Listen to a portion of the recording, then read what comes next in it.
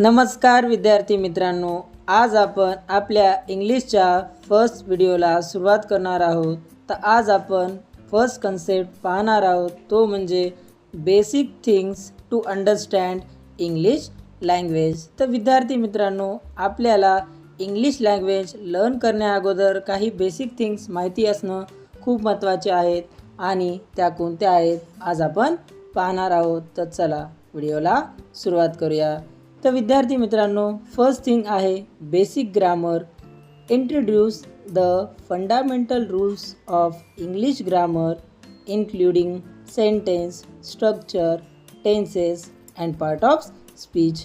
तर विद्यार्थी मित्रांनो, बेसिक ग्रामरमध्ये आपल्याला फंडामेंटल्स रूल्स ऑफ ग्रामर म्हणजेच जसे की सिंपल प्रेझेंट टेन्समध्ये दर सब्जेक्ट हा ही शी इट किंवा कोणतेही एकवचनी नाव असेल तर क्रियापदाला यस किंवा ईएस प्रत्यय लागतो आणि त्यानंतर स्ट्रक्चर म्हणजेच टेन्समध्ये आपल्याला टोटल 12 स्ट्रक्चर आहेत आणि ते 12 स्ट्रक्चर आपल्याला माहिती असणे खूप महत्त्वाचे आहे।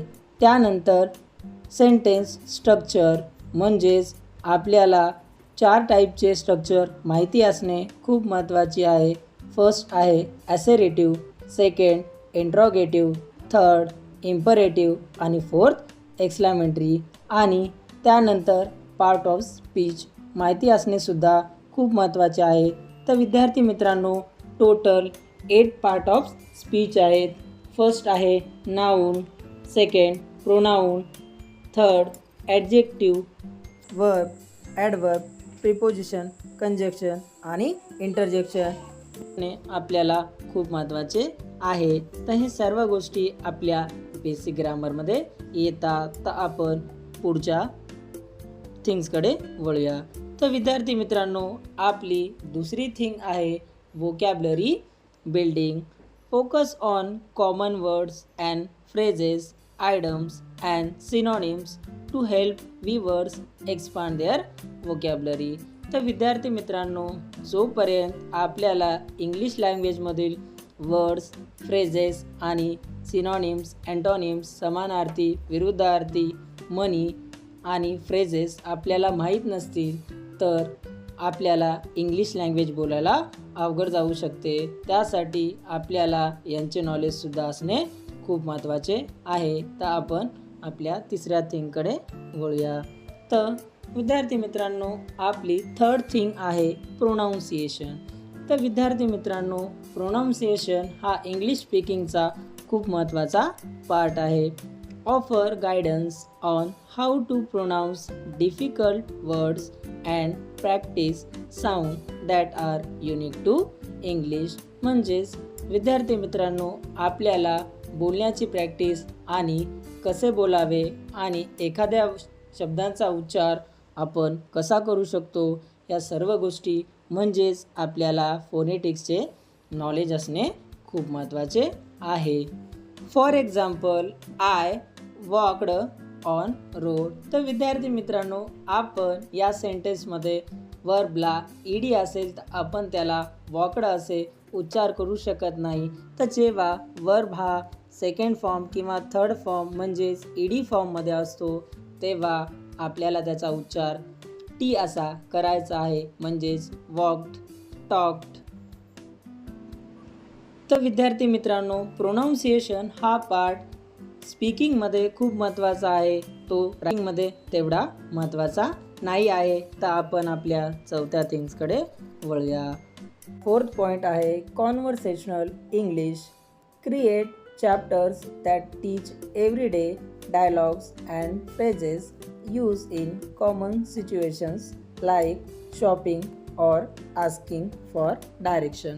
तर विद्यार्थी मित्रांनो, कॉन्व्हर्सेशनल इंग्लिशमध्ये आपल्या डे टू डे लाईफमध्ये जे काही प्रसंगाला आपल्याला फेस करावे लागते, जसे की मॉर्निंग किंवा शॉपिंग किंवा रोडवरचा एखादा इन्सिडेंट आहे, तर त्यावेळेचे वर्ड्स किंवा वाक्य किंवा ज्या फ्रेजेस आपण यूज करतो त्या आपल्याला माहिती असणे खूप महत्त्वाचे आहे।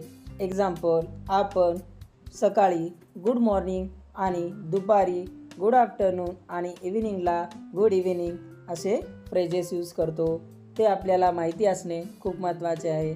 जेव्हा आपण एखाद्या पर्सनला भेटतो त्यावेळेस आपण हाय, हॅलो या वर्ड्सने आपली सुरुवात करतो आणि जेव्हा आपण त्या व्यक्तीचा निरोप घेतो त्यावेळेस आपण टाटा, बाय बाय असे वर्डसुद्धा यूज करतो. तर हे कॉमन सिच्युएशनला यूज होणारे सेंटेन्स आहेत आणि ते प्रत्येक ठिकाणी सेमच असतात.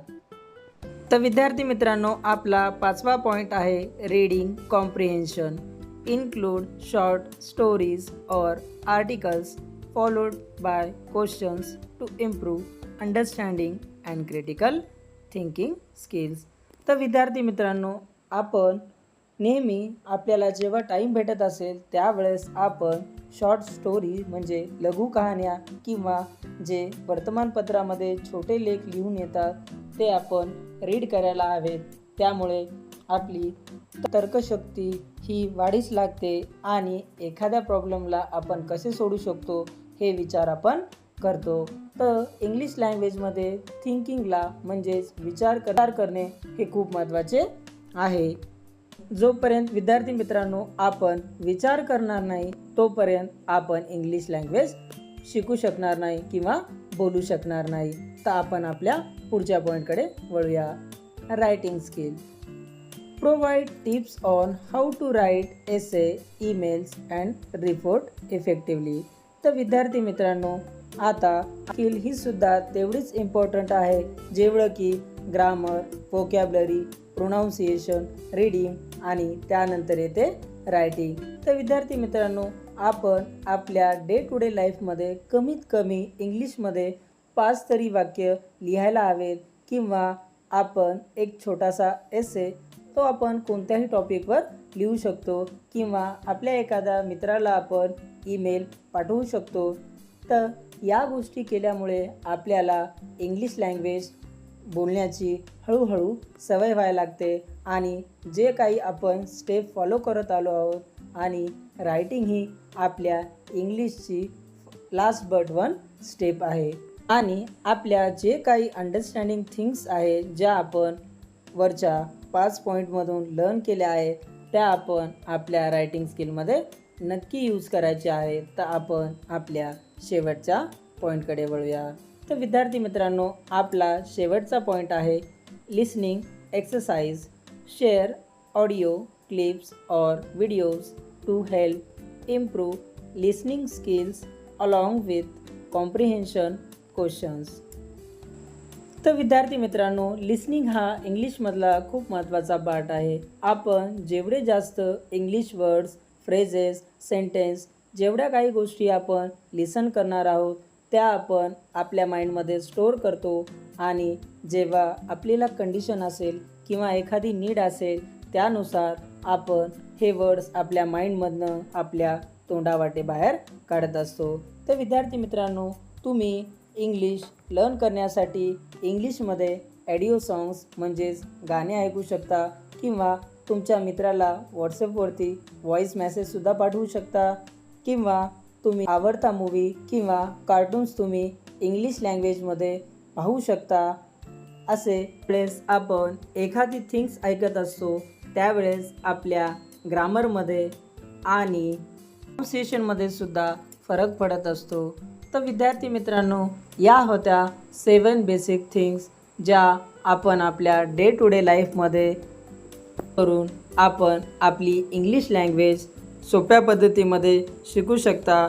तर तुम्हाला माझा व्हिडिओ कसा वाटला मला कमेंट बॉक्समध्ये नक्की सांगा आणि मला व्हिडिओ आवडला तर माझ्या चॅनलला नक्की सबस्क्राईब करा. थँक्यू.